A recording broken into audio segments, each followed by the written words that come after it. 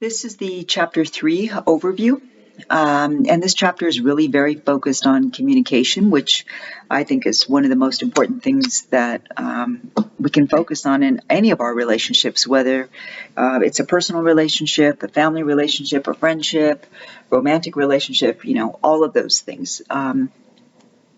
All kinds of relationships, we need to have really good communication. And of course, if we want to be closer to someone, we want to understand someone better, then the best way to do that is through good communication. And if you're able to develop good communication skills, that will mean that your relationships will last longer, perhaps even your lifetime. And of course, we all, all the researchers point out that the lack of good communication is what often leads to relationships breaking up, friendships breaking up, families not talking to each other, all of those things.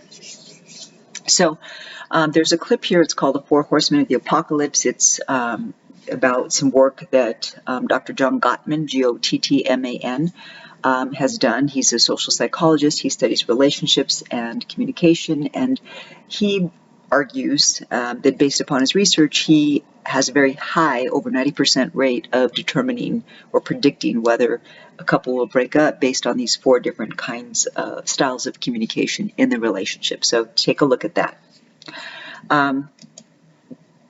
So when we think about communicating, we're not communicating with someone for the same reason all the time in every situation.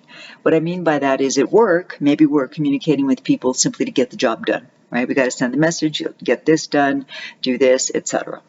Other times, we might be trying to either create or develop or maintain a relationship, which means that we're going to spend more time.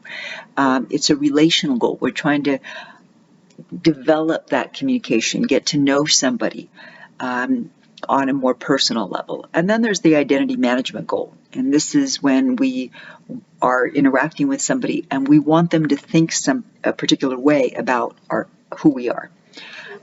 There's also, according to research, an understanding that a lot of the way that we communicate as individuals is learned from our families, from the people we've spent our most important formative years with, our family members, siblings perhaps, extended relatives, etc.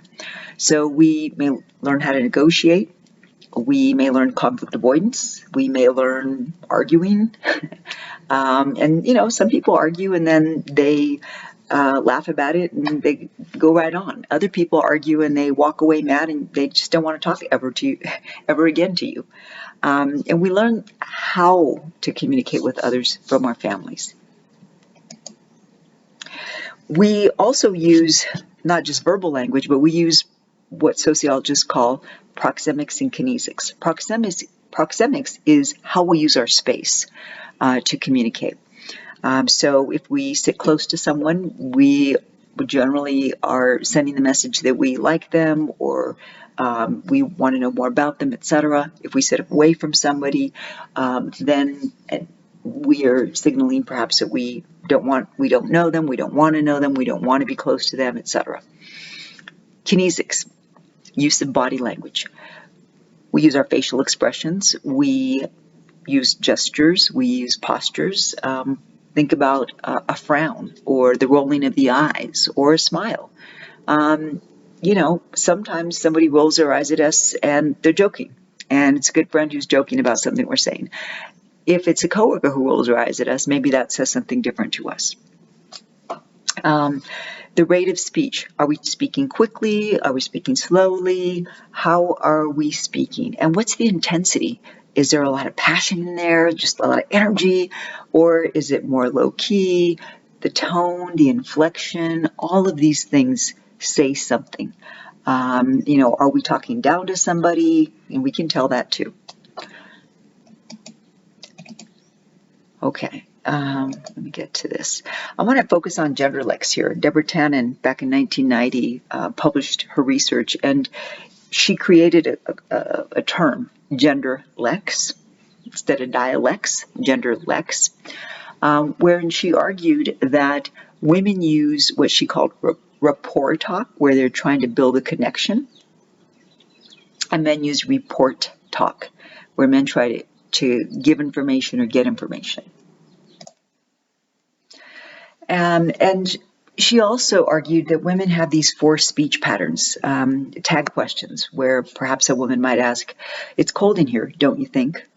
Asking for affirmation from others, or a disclaimer, "I may be wrong here, but here's what I think." Again, disowning their own ideas before they've even said them. Question statements. "I'm right here, aren't I?" Right? So saying, "Well, this is what I'm right here, right? Don't you think?" Kind of thing. Hedge words. Saying things such as "a little bit" or "sort of" or "kind of" or "maybe." "I'm kind of mad at you," or "I'm sort of angry," or you maybe hurt my feelings, or you hurt my feelings a little bit, etc. She argues women are not as direct as men are in the way that they communicate. Of course, there's some criticism of her work, and I'll let you decide for yourself what you think. I listen to people talk, and I do hear women use some of these speech patterns more often than men do. Men use them sometimes too, but I'll let you decide for yourself what you think of her work. All right, thinking about categories of communication skills, there are 2. Affective communication, which is when people are more comforting, they listen, they take their time asking questions, etc. And then there's the instrumental type of communication. It's very persuasive, it's narrative, tends to be much more informational and assertive, moving along more quickly. I know that I tend to have instrumental communication skills, meaning that I typically just want to, okay, here, let's do this, let's get that, let's boom, boom, boom, go to the next thing.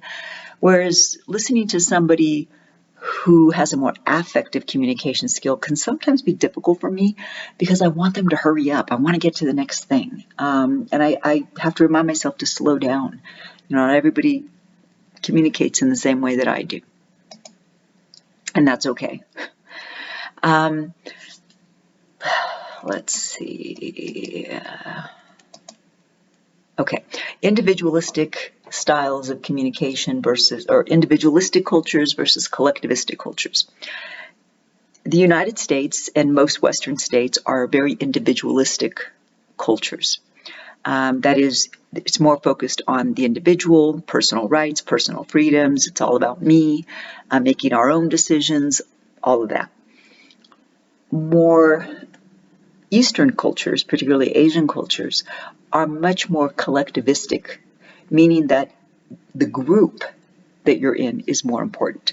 And so there's less of a focus on you as an individual and more of a focus on, in my group, if I do this thing, how will that affect members of my group?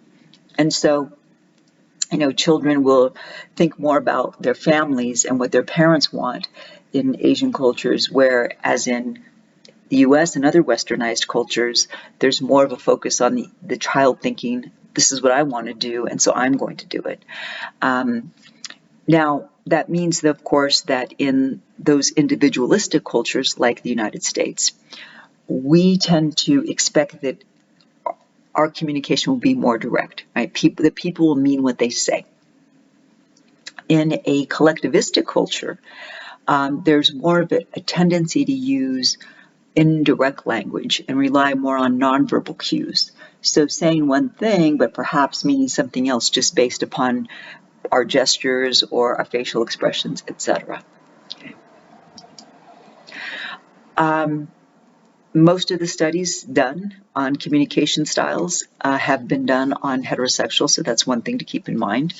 There are some subtle differences, perhaps, in same-sex relationships, in non-binary relationships, etc. But those studies are much more recent, and we don't have a lot yet. One thing about lack of communication or problems with communication in a relationship is that typically that will show up in the bedroom, meaning that a couple that talks during sex and communicates about sex with their partner is typically going to have more sex and more enjoyable sex than couples who have difficulty communicating about what they like and don't like in the bedroom or wherever they're having sex. That also means that they typically have difficulty talking just about life in general and their relationship in general. It's also important to have a positive body image, a positive self-image. In essence, the idea is that you can't really have an open and loving relationship with another person if you don't love yourself, if you don't feel good about who you are as a person. And if you are worried about how another person thinks of you, or you have anxiety over your attractiveness or lack thereof, or whatever you might think, that will play into the kind of relationship that you have, but it also may mean that you may avoid certain relationships because you do not have a positive self-image. You don't think very highly of yourself, and therefore you may think that you don't deserve to have anybody in your life. I did go over the nonverbal communication. Let's think about listening and how important it is to really listen. I know I've done this. I do it probably more often than I should. Hopefully I catch myself most of the time. But I'm sure that many of you have done it too, or find yourselves doing it in a situation. You're having a disagreement with somebody, you're talking about it, and while the other person's talking, you're thinking about all the things that you're going to say to rebut what that person has said. So that person says X, and you think, nope, it was Y. And the person says D, and you say, nope, that was E. You're thinking about all the ways that you will prove that person wrong once they finish talking. You might even interrupt. Oh, no, you're wrong there, wrong there. That is not something that will not help communication, obviously. Really, to actively listen, you've got to do several things. You've got to make eye contact.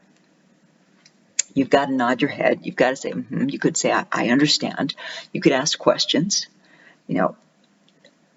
But when we spend our time thinking of what we're going to say once the other person stops talking, we're not actively listening. You really have to try to be focused in the moment when you are active listening. One thing that I have found very, very helpful, and I wish I'd known this when I was younger, but I learned it more as an adult, is that once, it doesn't have to be just with your partner. It could be with a coworker, friend, family member. If you have a disagreement with somebody, after that person finishes talking, summarizing what they've said will help with the communication. Because after the person has spoken, you can say, here's what I heard you say. I heard you say that you get angry not because I go to happy hour with friends after work, but because I don't call and tell you that, and then you get concerned that maybe something happened to me when really I'm just having fun with friends. And then that gives the other person an opportunity to say, yes, that's exactly it, or no, you missed the point I was trying to make. That's not it at all. Okay, and then you can start again. So try that at the next time you're having a disagreement with someone. And again, doesn't even have to be only in romantic relationships, but any kind of relationship. And then, being non-defensive, recognizing that the other person, if you truly care about each other, you are not trying to offend one another. You really are trying to focus on one another's concerns. Another thing that I find useful in good communication is, instead of saying something such as, well, every time you do this, this happens. Instead, try to put it on I. When this happens, this is how I feel. When we're late, this is how I feel. Instead of saying, every time you make us late, we miss the party, or we miss the show, or, whatever.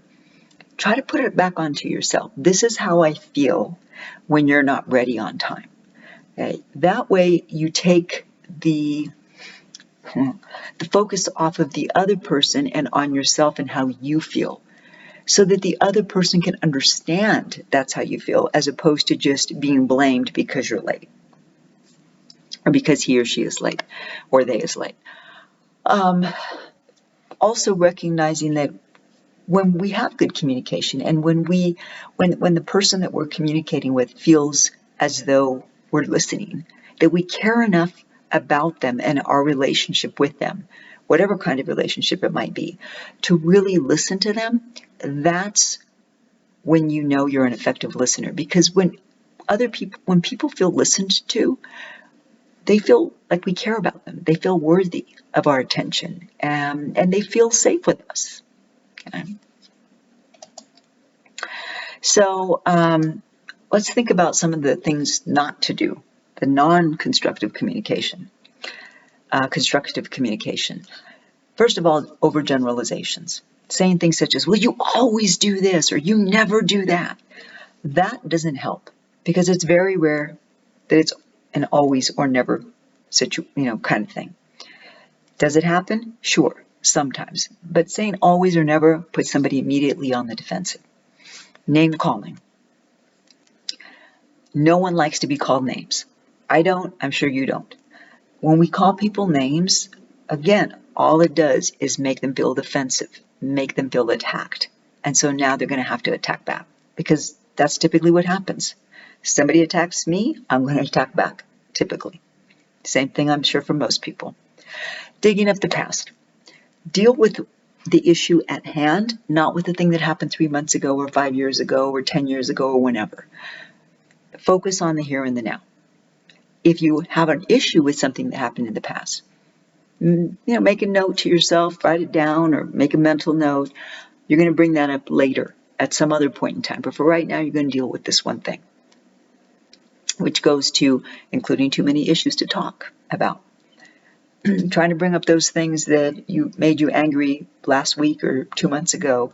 Right now, you should have brought those up then. Okay? And that goes to the good communication. If you have good communication, when something bothers you, you bring it up now. You don't just let it fester and fester and fester until the blister opens up, right? Also, yelling at someone, screaming at them, blaming them, that doesn't, again, just puts people on the defensive. Okay, and then this takes practice. It certainly does.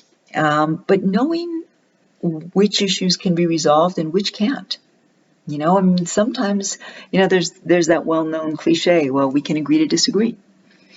Sometimes that is what happens. Sometimes we, our partners and ourselves, or our friends and ourselves, or our family members, and co-workers, and ourselves, we don't agree, and we can't, and that's okay sometimes.